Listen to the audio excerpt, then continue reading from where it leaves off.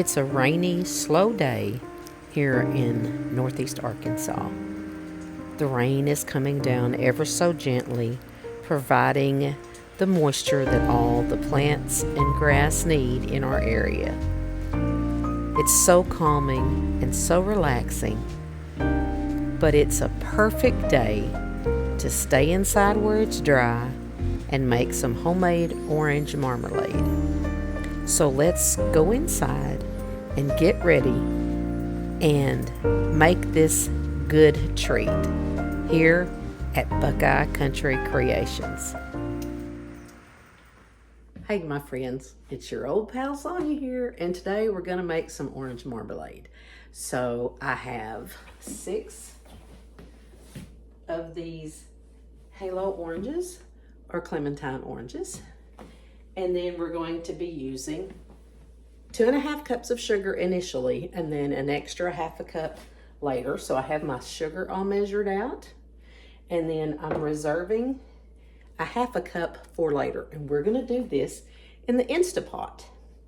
Then we also need 2 cups of water. So the first thing I'm going to do is I'm going to get my oranges cut up and ready, and then back here, if you can see it, I have my new steamer canner. I've got it all calibrated and ready to go, and so rather than a typical water bath, I'm going to can these using my steam canner. So let's move over and get these oranges sliced up and get them in the InstaPot.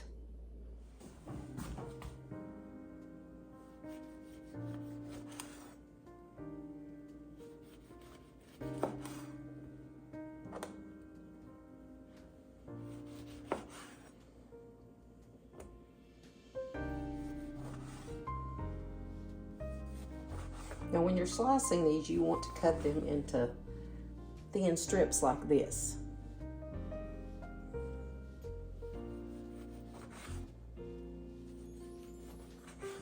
And yes, we're going to put the rind and all over into the InstaPot.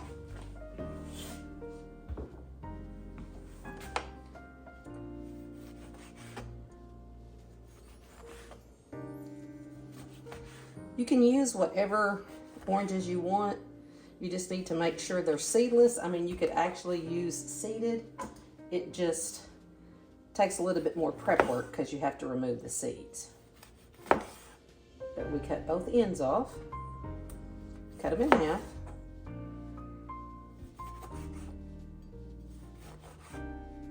And then cut them into thin slices.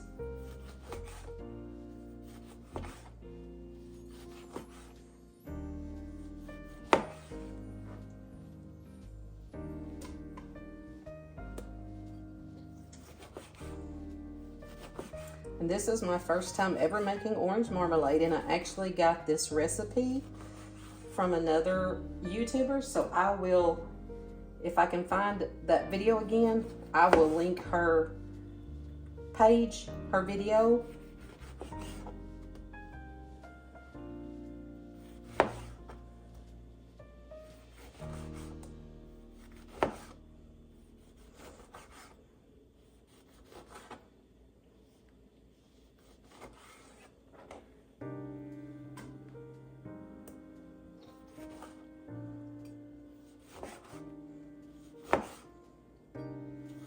And you want to make sure you pick oranges that don't have any blemishes on them.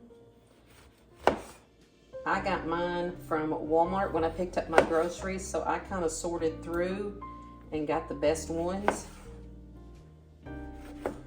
because I want my marmalade to be pretty, because marmalade makes beautiful Christmas presents.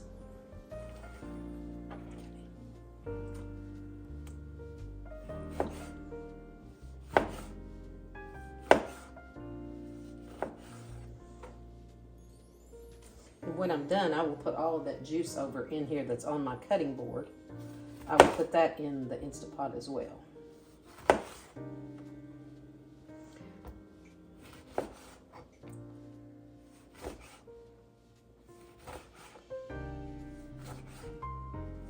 If my knife was a little sharper, this would probably be a whole lot easier.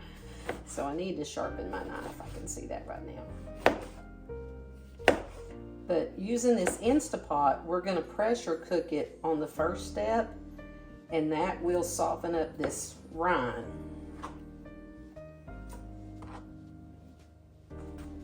Okay, down to the last one. Because a marmalade is not a real sweet jelly or jam. It's kind of a bitter and sweet. But if you want it more sweet, you just use more sugar. But I don't put any, they didn't put any pectin in this because the rind has enough that it will make it set.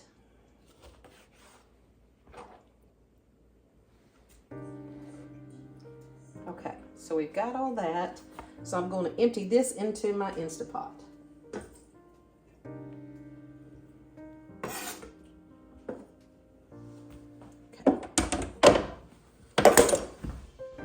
So there's our oranges in the InstaPot.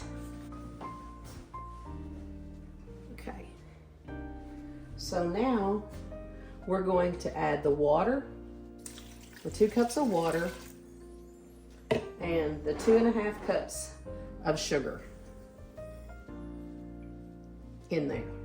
And then we're going to give that a stir.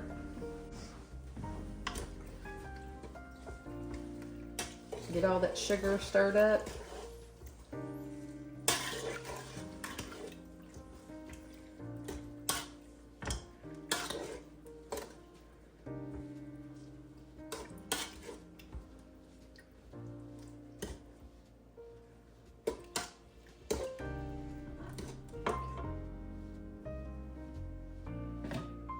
And remember, we're saving this 1/2 cup of sugar for later. So now we're going to put our lid on. We're going to turn our InstaPot on.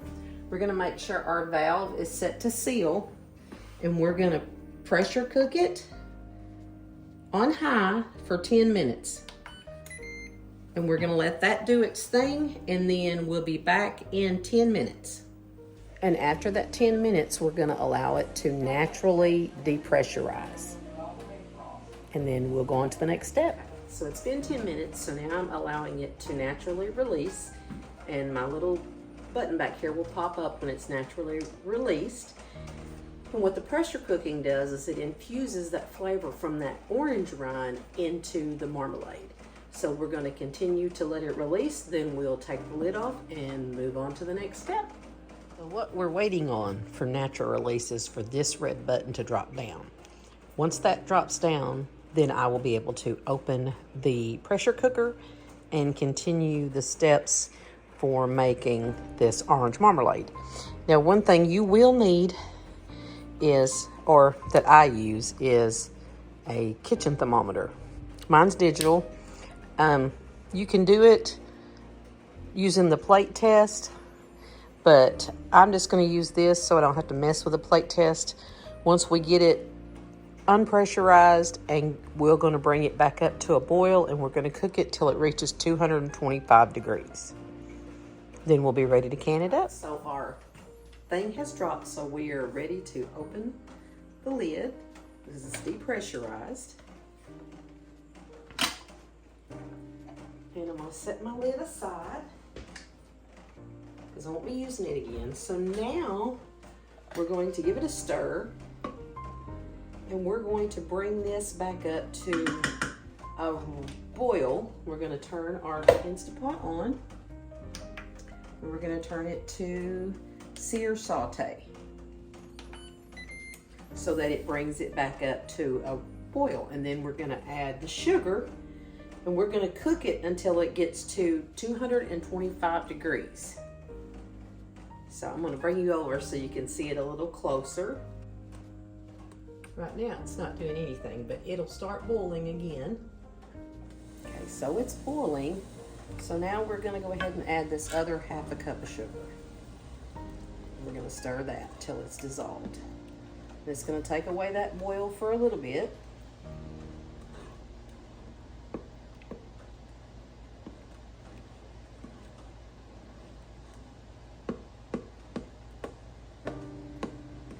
kind of breaking up some of my big pieces of peel and orange that I might have in there. Okay, so we're gonna let that come back up and we're gonna check the temperature on it now.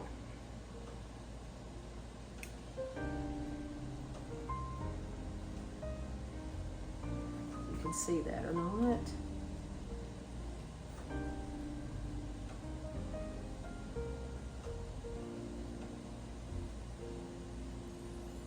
We don't want to get it too hot.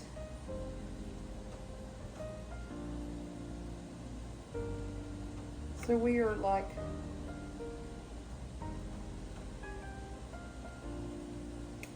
207, 210, 213, 213, 214. But the boiling will change. Where it's boiling like this now, that will change it. It will become all around. That boil will be all around. So every now and then we're gonna stir it.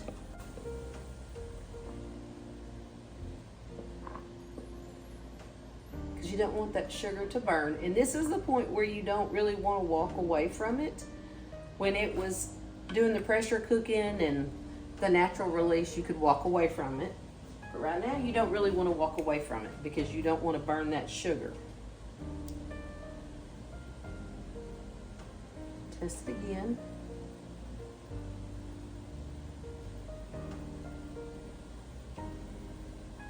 $208, $212. And you don't want to put you don't want it to go down into where it touches the bottom.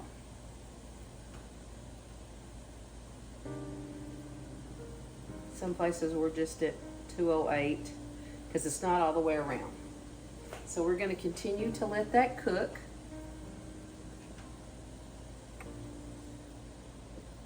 Give it a stir every few minutes or so. And it's still just doing the boil on one side.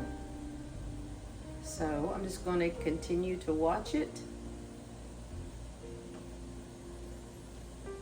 and let it do its thing. I can see it now that boil is starting to spread. Those bubbles are starting to spread around the rest of the marmalade.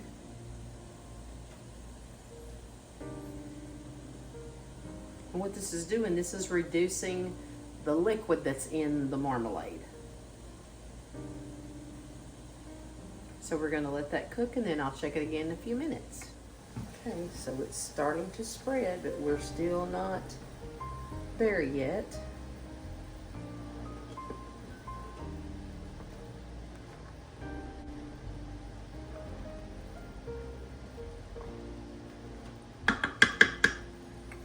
Check my temperature again.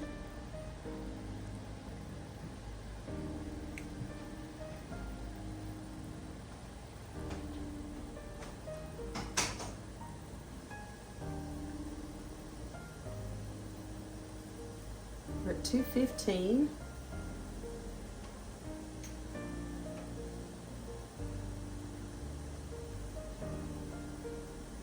$211.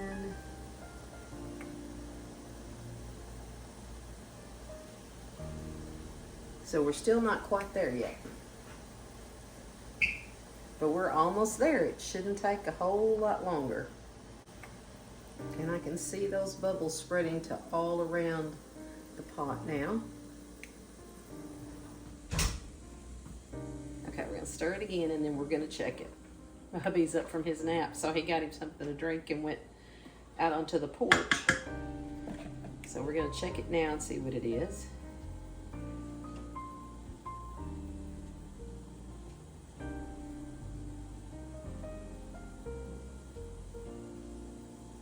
$216.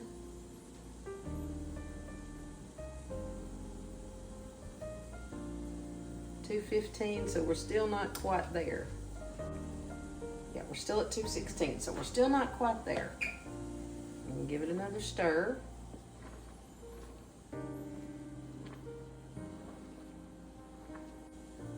And we're gonna continue to watch it because like I said, you do not wanna walk away at this point because you don't wanna end up burning the syrup and then your whole batch be no good at all. So, it shouldn't be too much longer. And it will be ready to jar up. And I've got my canner going over here, keeping my jars warm. Because as you know, you don't want to put a hot food into a cold jar because then you run the risk of breaking your jar, cracking your jar. So I've got them over there in the canner, staying warm. I'm so excited. This will be my first time using my steam canner. So it's the same processing time, so it'll be 10 minutes once it reaches the steam consistency. And I did a calibrating is what you call it, to find out when the needle goes over to where it reaches the 212 degrees that it needs to be to process it. So I've got that marked on my gauge on top. So we're just about spread everywhere now. So I'm gonna give it a stir.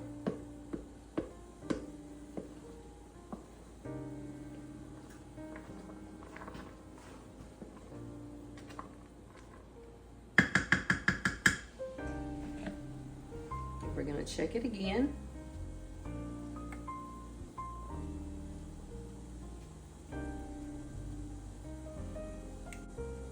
We're at 217 now.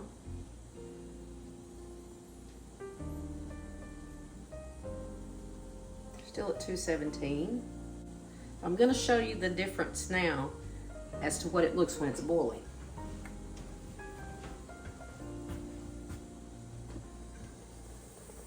See how it's all over the pot now, except for that one little area?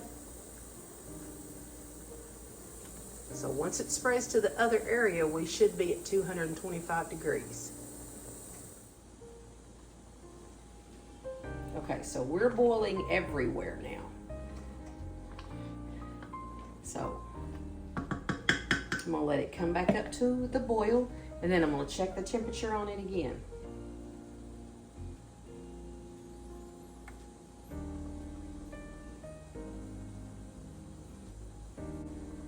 We're at 218.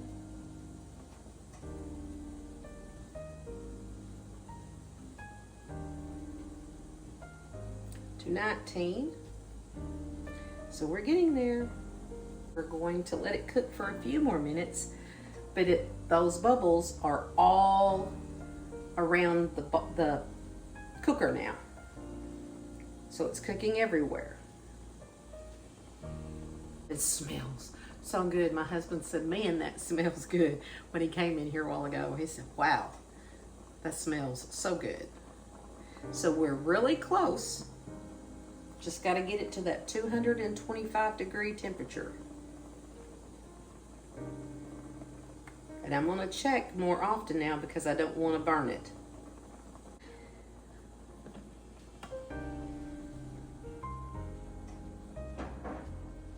And now we're almost where you can't stir that boil down. And any minute now we should be at our 225 temperature that we need to be able to ladle it into our jars and process them in the steam canner.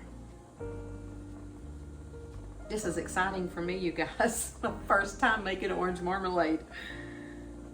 Oh, hope it turns out good.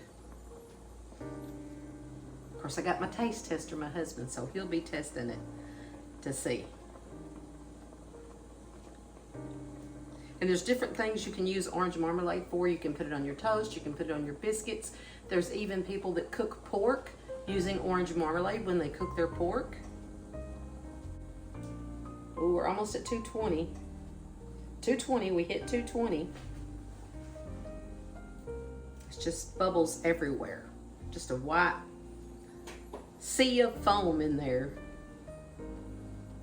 5 more degrees and we'll be ready to go. We'll give it another stir. Oh, I can tell it's thickening. I can feel it now. When you stir it, when you can tell it's getting close, you can feel a difference, especially along the bottom of the pot. You can feel the difference in the texture when you stir it. That's a good indication that we're getting there. We're about there.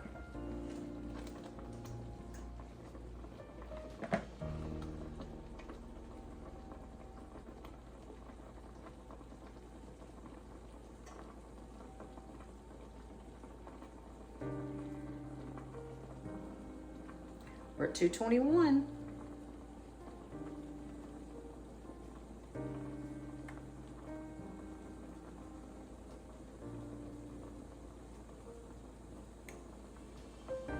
Okay, we're at 221, so it should be any minute now.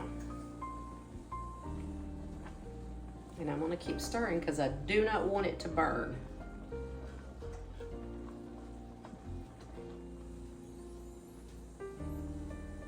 We're at 222, so we're getting there. So we're starting to move up. We're almost at 223. We're at 223.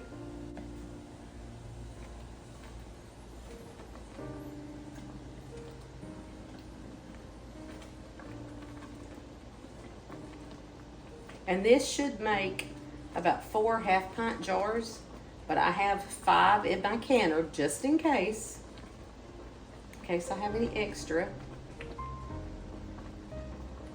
It looks so pretty.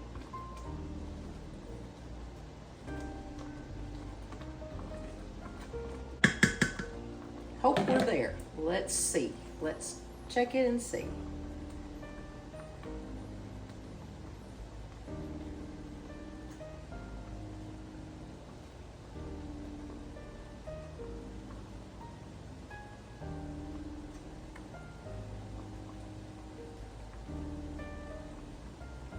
$2.24.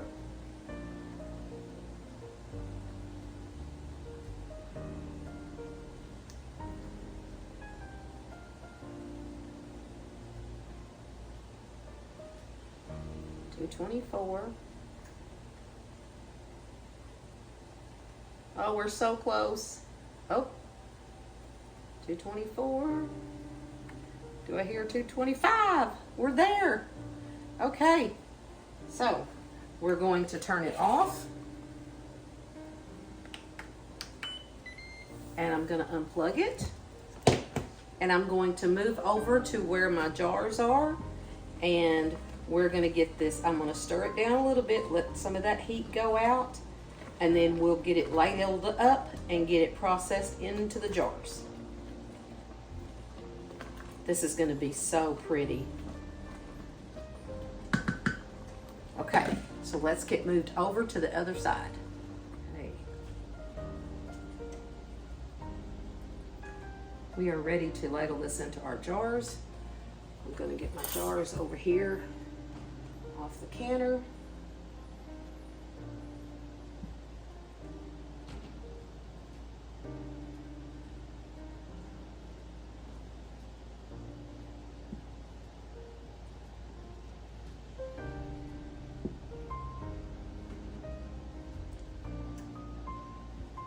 Put my lid back on my canner so that will stay warm. All right, we are ready to ladle this up.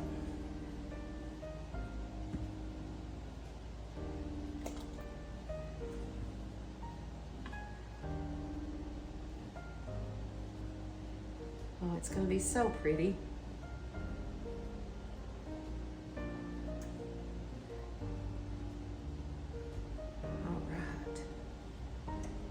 Looking really good. Look how pretty that is.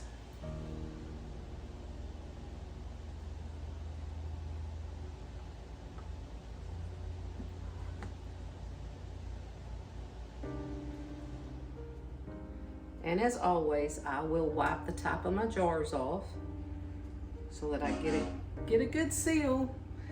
The neighbor's driving by.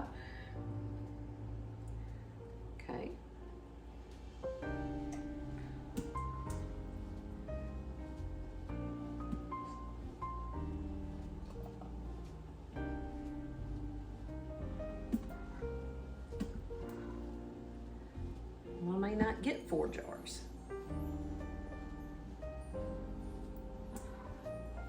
I only get 3.5.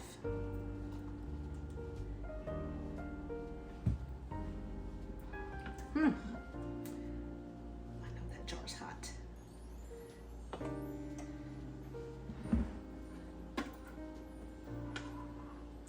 Yeah, I definitely will not have enough for 5 jars. Hopefully I got enough in here to fill this other jar. If not, that will be the jar that just gets a lid popped on it and it'll go in the fridge for my hubby. Yeah. Now that would have went in a 1/2 pint for sure. This ladle's kind of making it hard to get the rest of that out of there.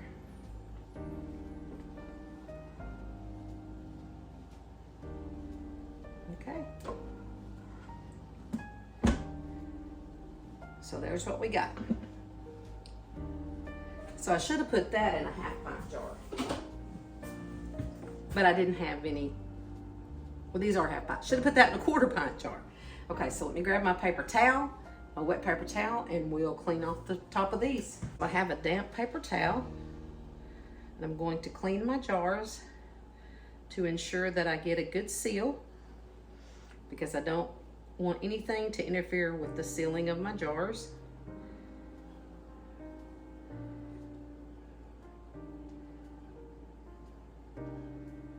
And how pretty. They are so pretty. I'm cleaning them really well.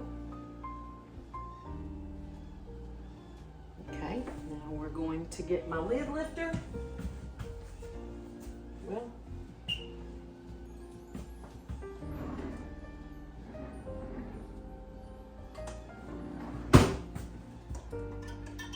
we're going to get the lids on here.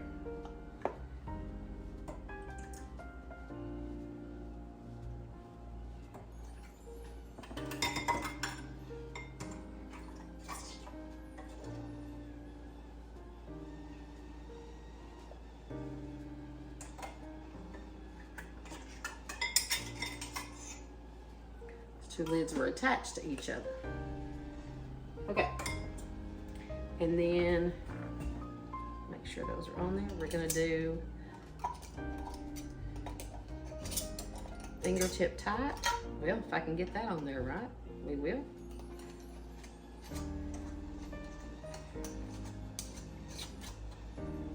Okay.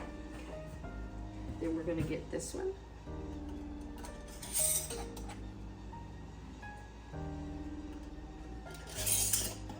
That one will go in the fridge. Ooh, that's hot. Alrighty. Those jars are hot, hot, hot. Fingertip tight. Fingertip tight. This is how you tell. If it goes around, then you do it a 1/4 turn. Okay? See? So it's already a 1/4 turn. All right, so now we're gonna get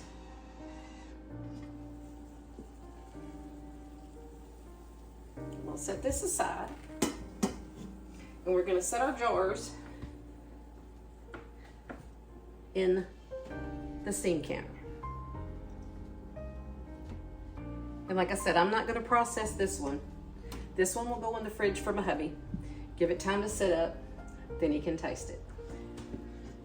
So then I'm going to put my lid back on, turn my heat up till it comes to where I've tested it. Then once it reaches that, we'll start 10 minutes processing time. Then after that, you turn the heat off and you let this set for 5 minutes, and you do not for any reason take the lid off of this when you're processing it, because if you do, you have to start your processing time all over again. So I'm gonna let it come to there, the temperature it needs to be, and then we'll start the 10-minute timer. All right, mine has this kind of gauge on top of it, and I'm going to turn it around where the fruit saver thing is towards me, and my steam hole is in the back. So that red dial has to get all the way in this last black thing. We are almost there. It doesn't take very long in this because there's only that much water that's being heated, which is 2.5 quarts. Okay, see how that's bubbling up? That tells me I need to turn my heat down a little bit more. So I'm gonna turn it down. And we are almost there. Okay, we are there, so we're gonna start our timer, 10 minutes.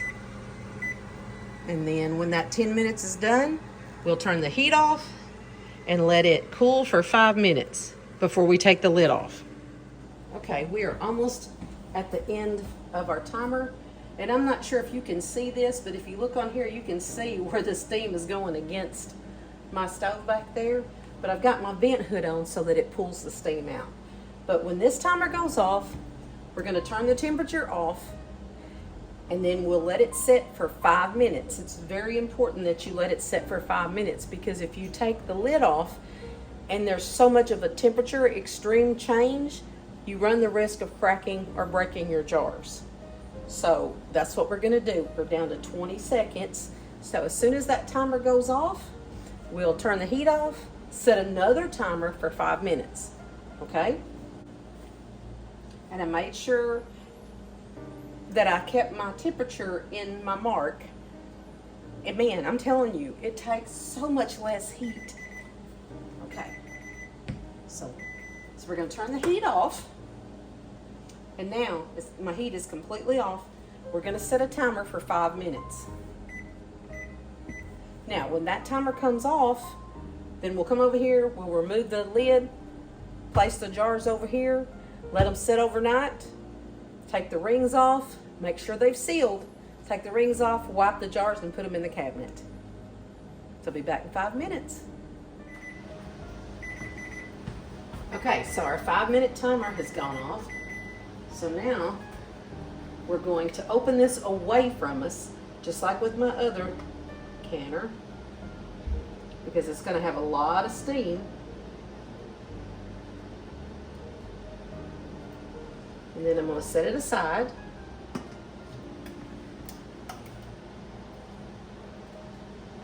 And I'm going to move my jars over here.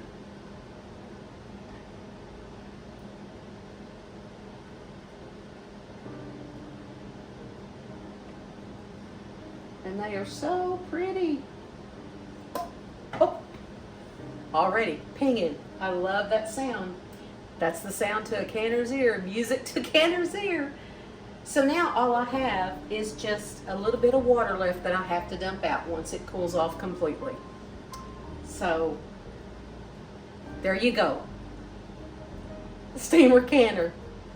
Man, now they do not recommend that you use anything bigger than, I think, a quart jar. Oh, there went another one. I think you can put 7 quarts in here, but you cannot use this for like non-acidic foods like meat, potatoes, vegetables, green beans. You can only use it for acidic foods like jams, jellies, tomatoes, anything that is acidic.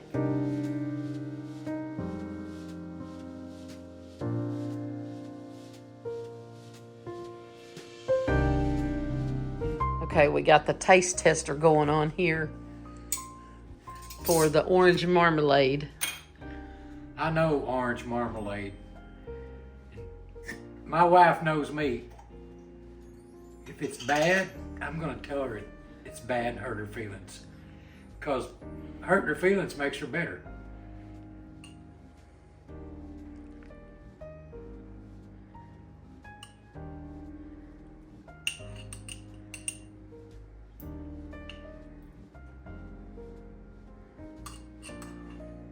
Okay.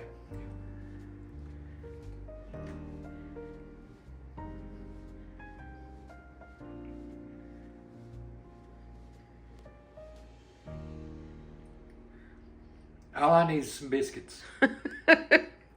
That's good. Really good. First time ever. Got my approval. So, there you go.